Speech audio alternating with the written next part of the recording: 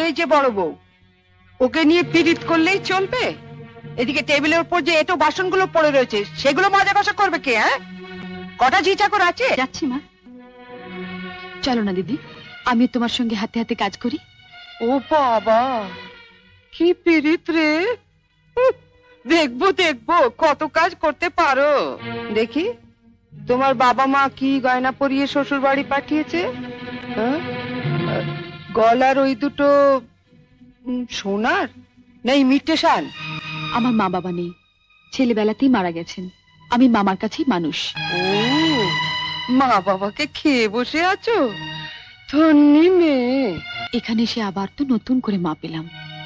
ও বাবা, কি কাব্য মারা কথা রে বাবা! শিখে নাও মেজো বউ, শিখে নাও।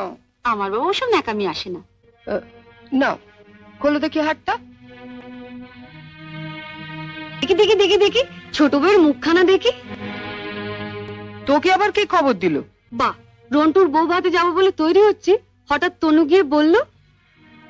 তা মা, তোমার ছোট বউয়ের মুখখানা তো বেশ। এই দেখ তো, ওর গলার হারটা সোনার না ইমিটেশন? আমার তো মনে হয় ইমিটেশন। মা দেখেছেন আমার বিয়ের হারটা এখনো কেমন চকচক করছে? এটা তো মনে হচ্ছে না, কেমন যেন মেয়ের মেরে। এটা আমার মায়ের গয়না, মা মারা যাবার সময় মামার হাতে দিয়ে গিয়েছিলেন। এই সুটকেসে আরো আছে। দেখি দেখি দেখি, আরো সরো সরো না, বাপের বাড়ি থেকে কি আনলে দেখি।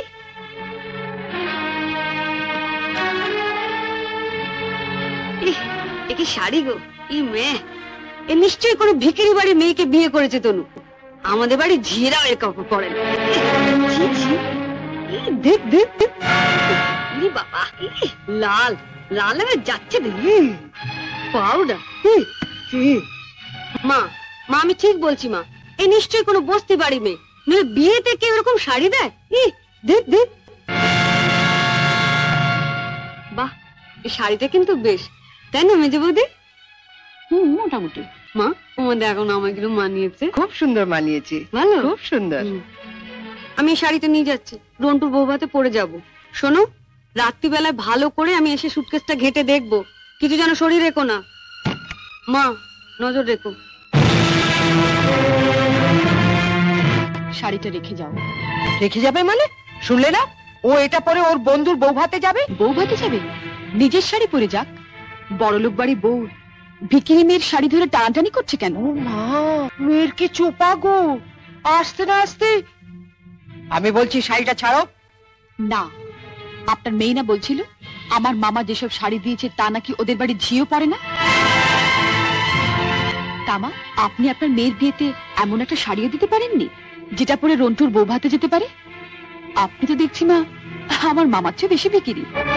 কি কি বললে তুমি আমার মাকে? বুকে খুব বাজলো না? ঠিক আমার বুকেও এমনি করে বেজেছিল যখন তুমি আমার পিতৃতুল্য মামাকে বিক্রি বলেছে। চুপ কর ছোট। না, তুমি তো যত নষ্টের গোড়া। ও আসার সঙ্গে সঙ্গে 7 তাড়াতাড়ি কেন নিজের ঘরে নিয়ে এলে এবার বুঝতে পারছি। এর মধ্যে ওর কানে বিষ ঢেলে দিলে। দিদি কোথায় বিষ পাবে যে ঢালবে? আপনি আর আপনার মেয়ে তো বিষের জমিদারি নিয়ে রেখে দিয়েছেন। ছোট, শাড়িটা দিয়ে। না, আমার মামা খুব গরিব, বিয়েতে আমাকে ভালো শাড়ি না দিতে পারলেও এই শাড়িটা অনেক কষ্টে কিনে দিয়ে বলেছিলেন বাড়ির যিনি গুরুজন তার পায়ে দিয়ে প্রণাম করো।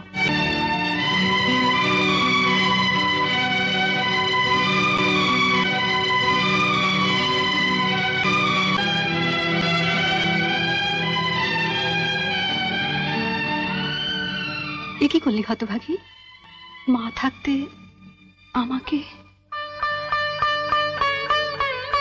ছোটবেলায় মাকে হারিয়েছি, কত আশা নিয়ে বাড়িতে এসেছিলাম, নতুন করে আবার মাকে পাবো। কিন্তু বড়দি, ওনার যা মূর্তি দেখলাম এ তো মায়ের মূর্তি নয়। শাড়ি দিয়ে প্রণাম করলে আমার মরা মায়ের হাতটা কষ্ট পাবে। শুনলে মেজে বৌদি, শুনলে? যত বড় মুখ না তত বড় কথা। ঠিক আছে, রন্টুর বৌভাত থেকে আসে, তারপর তোমার হচ্ছে। দাঁড়াও, যাবার আগে ছুঁড়ে ছুঁড়ে যে শাড়িগুলো ফেললে সেগুলো সুটকেসে তুলে দিয়ে যাও। তুমি বড়লোক বাড়ির বউ, আমার বাড়িতে 10-20টা ঝি থাকতে পারে, কিন্তু এই বাড়িতে তো ঝি নেই, তাই কাজটা তোমাকেই করে যেতে হবে। কি হলো, তোলো। ছেড়ে দে ছোট। তুমি চুপ কর বড়দি। রন্টুর বউ ভাতে যেতে গেলে কিন্তু এই কাজটা করে দিয়ে যেতে হবে ঠাকুরজি। আমার বাড়িতে? মা, কি ডাকাত মেয়ে রে বাবা। যাই, ওনাকে বলি গিয়ে যায়। তুমি কোথায় যাচ্ছ? শাড়িগুলো তোলো। মেজো বৌদি, ও বড় বৌদি, ছাড়, ছেড়ে দে ছোট, ছেড়ে দে, নইলে কিন্তু রন্টুর বউ ভাতে যেতে দেবো না। তোলো।